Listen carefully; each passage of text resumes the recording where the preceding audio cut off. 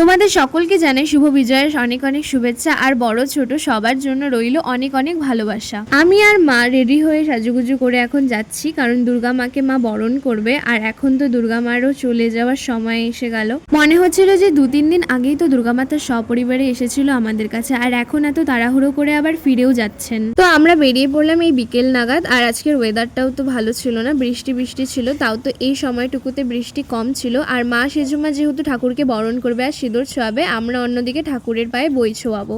তবে আজকে এই দশমীর দিনের মেঘলা আকাশটা দেখে মনে হচ্ছিল যে এটা প্রত্যেকটা ভারতবাসীর এখন মনের অবস্থা। তবে আবার বোঝাই যাচ্ছিল যে মা দুর্গারও আর কয়েকদিন থেকে যাওয়ার অনেক ইচ্ছা ছিল। চারিদিকে কত আলো ছিল এতদিন ধরে, আর এখন থেকে সবকিছুই আবার আগের মতো ব্যস্ততম লাইফে ফিরে আসবে। সবাই সবার লাইফে ব্যস্ত হয়ে যাবে, আবার জীবনটা সেই সাধারণ গতিতেই ফিরে চলবে। অন্যদিকে তো মা সেজমা ঠাকুর বরণ করতে আর সিঁদুর খেলার পরে সন্ধ্যা লেগে গিয়েছিল, আর যখন বাড়ি ফিরে আসি তারপরে বৃষ্টি শুরু হয় আর বেরোতেই পারিনি। তো যাই হোক, আসছে বছর আবার হবে। তোমরা সকলে ভালো থেকো, আর কালকে দেখা হচ্ছে।